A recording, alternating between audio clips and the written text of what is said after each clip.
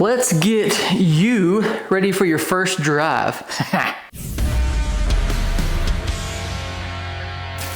What's up, y'all? Welcome back. If you're new here, welcome to the video, welcome to the channel. We are going to be buttoning up the Evo and preparing it for the first drive. First time in a couple years. It's been far, far too long, but you know what? It is what it is. We had to do what we had to do, but we're there now. Let's get this thing buttoned up. We gotta, let me check my list over here. We got to adjust the e-brake, adjust the clutch, bleed the brakes again, and some other little small things like that, and we should be good to roll. So let's just dive into it. I think bleeding the brakes is gonna be the first task because I wanna get it over with. So we'll go ahead, get this off of here, bleed that brake. There is a pattern you have to go. I think it goes this one, and then this one. I'll have to double check that, but let's go ahead and get this thing jacked up and we'll get this taken care of. We are going to be using our Motive power bleeder. Now that we have fluid in all the lines and we're just trying to like fine tune some things, that thing should make things a lot easier. Man, is it ever hot in here today. It's usually pretty hot, but it is like suffocatingly hot today. It's like 90 degrees according to my little thermometer over there. And luckily, we also have like a bottle and a half of brake fluid, so we shouldn't run out. We shouldn't have any issues with that. Of course, I have to run brake fluid that you can't just go to the store and get, which is rather unfortunate, but you know, it's whatever. Off we come. I'm already so sweaty I can't even get my gloves on. I am going to put a little bit of fluid into this canister and we should be good. Let's pump this thing to about 15 PSI and go back there and bleed the brakes. All right, got everything attached here. We'll crack the bleeder and we should see the fluid come through. Any air bubbles at all? Okay, I'm not seeing any air come through that one. And now we'll go to the inner nipple and get that taken care of. Got a couple bubbles there. 3, 4, 5. We'll crack it one more time. I'm gonna go put some more pressure on the bleeder and crack it one more again. So the pressure is actually fine, so we'll go ahead and crack it one more time. See if we can get anything else out of here. That was about 10 air bubbles. Weren't too big, but you know, air bubble is an air bubble. And if there's that many across the whole board, then that could be quite a bit. There comes quite a bit of air. Don't know if you can see that or not, but there's the air working its way through the system. Hopefully you can see that on the screen there. That is quite a bit of bubbles. Let's go ahead and lock this down one more time, and then we'll unlock it one more time and we'll see if we get more air out of there, but that was quite a bit at that time. There comes some more. We're opening the bleeder up pretty far too. It says to do like 1/4 to half a turn, but I guess I'm getting about a half a turn out of it there, and slowly but surely it's all coming through. We're getting quite a bit of fluid down here in our tank, but there's still air coming through, so I can't really stop doing what I'm doing, you know? Okay, we did it a couple more times and there was no more bubbles coming out after we closed it off and opened it back up. I'm gonna go ahead and call this one good for now. So with that being said, I'm gonna turn on that big fan right over there and I'm gonna go through and do all the other wheels and we'll get all the brakes bled and we'll get that taken care of. I won't show you guys all of that. It's the same process on all of them. It does go passenger rear, driver front, driver rear, passenger front. So we'll do that order and should be good.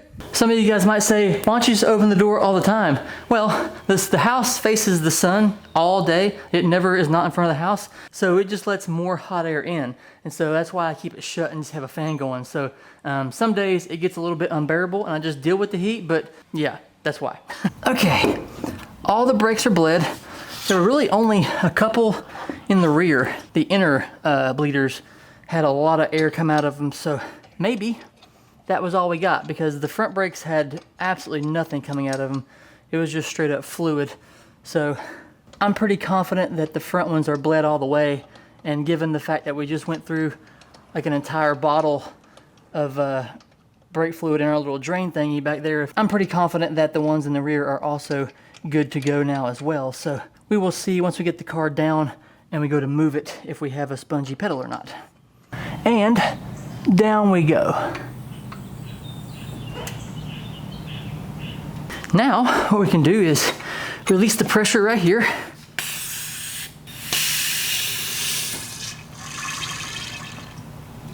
Get us a paper towel just in case. Remove the cap. And we top it off. And that is a brake job done. Moving on, we're going to adjust the e-brake from inside of the car and see if that works. It says in the manual here that the e-brake should be 5 to 7 notches, like when you pull it. Let's adjust that nut on the e-brake itself and see if we can get it in that range. This right here on the e-brake handle itself is the little adjustment nut, and so we'll adjust that and see if we can't get this thing a little better. And we tightened it almost all the way, but let's see here. 1. That's pretty good right there. I can't really get it to go back any farther, and that was 7. So we'll see how that works. And if the brakes drag or whatever, we may have to adjust it from back here in the hub area, but we'll give that a whirl and see if that works. Let's move on to the clutch pedal. Okay, all the lug nuts are snug down to 98 foot-pounds. So that is another thing off the list.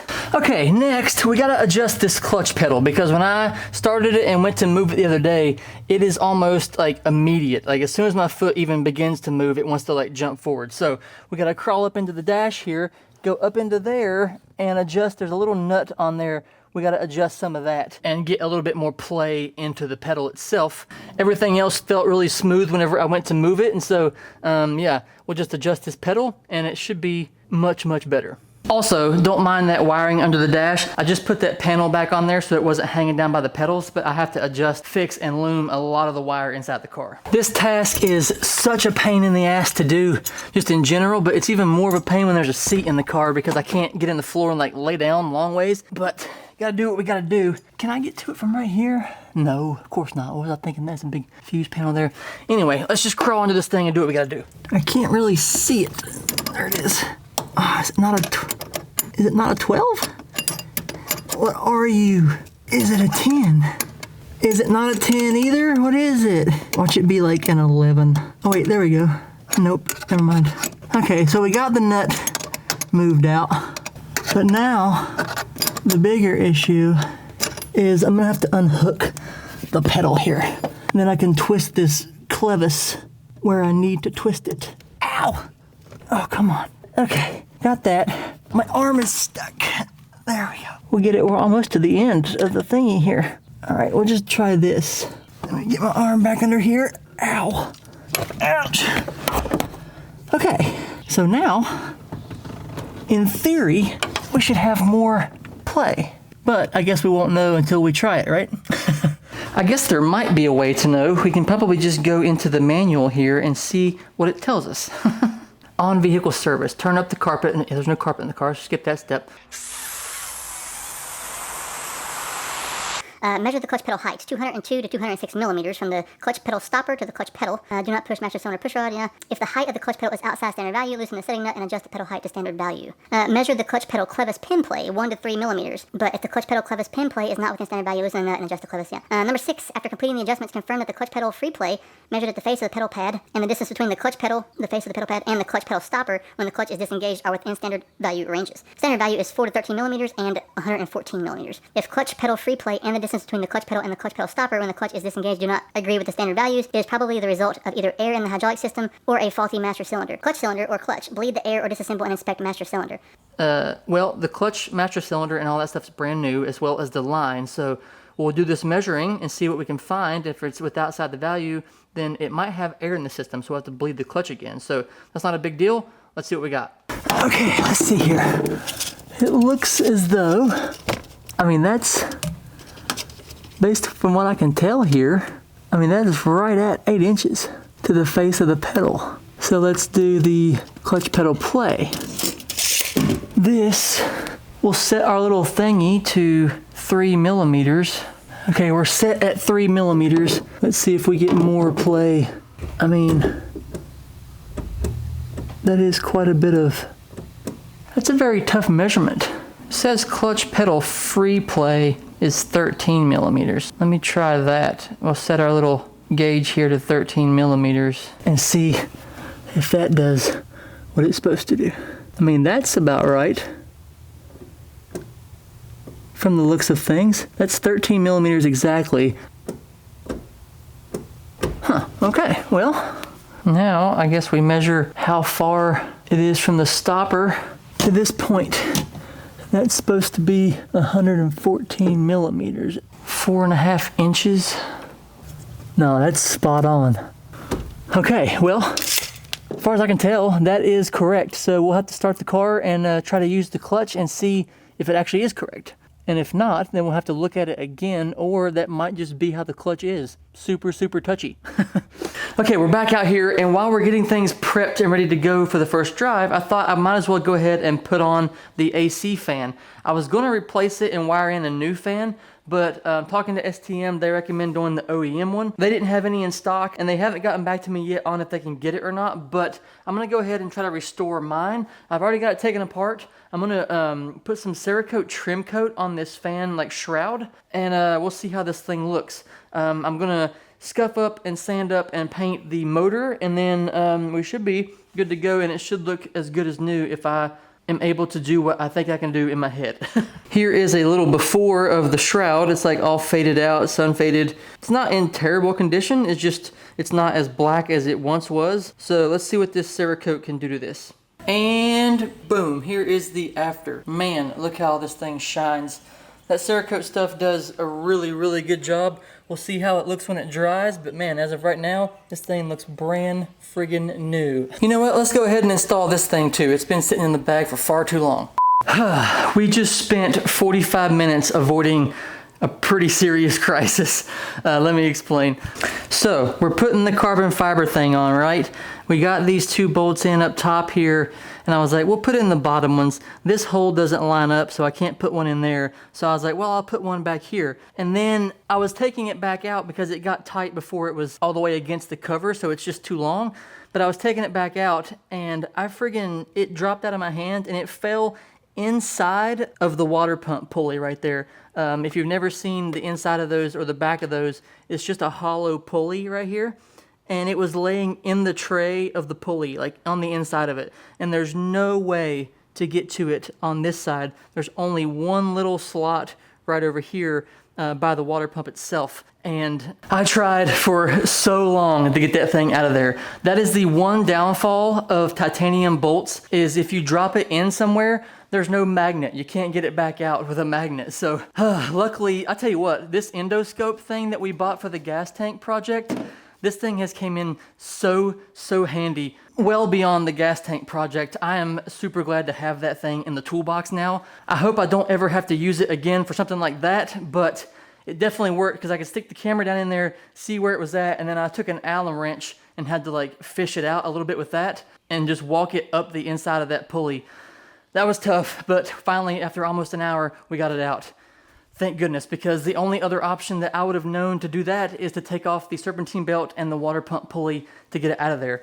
So that would have been highly unfortunate. But no worries, we got it out of there. On the plus side, this thing looks freaking sick on here. Love it. We can now put the engine mount back on, and I can run this power steering hose over the engine mount, hopefully, and get it up out of the way of these pulleys back here. I'd kind of wiggled it around to where it was pretty much clear of it, but I just didn't like the idea of having it like all the way under there. Hopefully it can go over the engine mount and not have a big kink in it, which looking at it right here, I don't think it's gonna. So we should be good with that.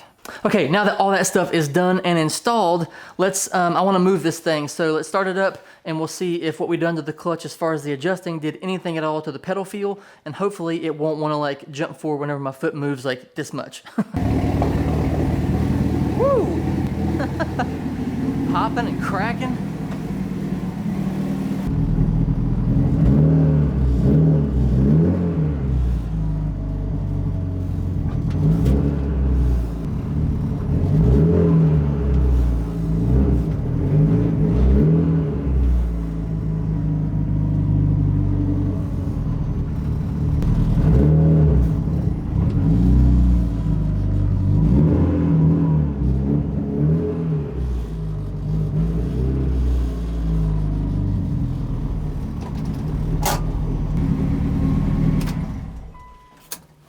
Oh yeah, that made such a good difference in the clutch pedal feel. All right, that is excellent. All right, everything is dry with the fan here as far as the Cerakote goes. We got all the rubber stuff cleaned up on all the little places here for the brackets and stuff. We got the harness all reloomed. Everything looks super good now that it's dry. This thing turned out really, really good. We got the black on this side looking all nice and fresh. Can't complain there. And we got the fan all nice and cleaned up.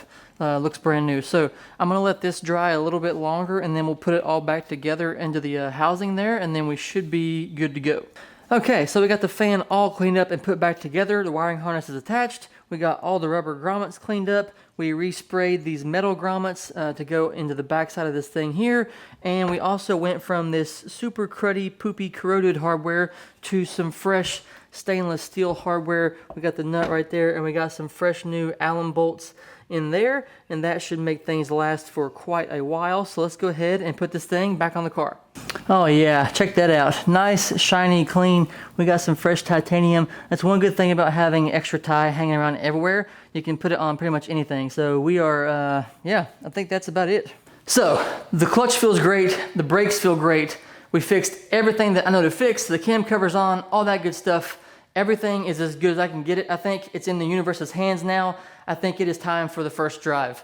I have gotten a hold of Desmond. We're gonna try to hop on a call next week. He's gonna get on his laptop. I'll put it in the car. He'll follow along, monitor everything, make sure everything's good to go. But as far as I can tell, this thing is ready to roll. And I'm just trying to process that. It's been such a long time. If you've been following along from the beginning, this has taken a very, very long time. But it's just one of those things where it's been a lot of time, a lot of effort, a lot of money. And I just don't have the ability to just send it and be like, if it breaks, it breaks. If it blows up, whatever, we'll fix it, yada, yada, yada. I just don't have that ability. So I've tried to take my time and do everything that I could, as good as I could, as painstaking as that was at times. It's what I tried to do. And so, like I said, at this point, it's in the universe's hands. So we'll see how it goes. I've done all I could. And yeah, first drive is coming up. I don't normally say this, but if you guys want to support the channel in any way, I always have a link down below in the description box to my website where I have a lot of merch and things like that. This is not one of them, but we do have a lot of things on the website that I'm very, very proud of. So if you want to check that stuff out, I would greatly appreciate it. If not, that's fine too. I just appreciate you guys hanging out, watching the videos. I will never take that for granted. Thank you for watching. Thank you for your time. And I will see you in the next one when we're driving this thing down the damn road. Bye.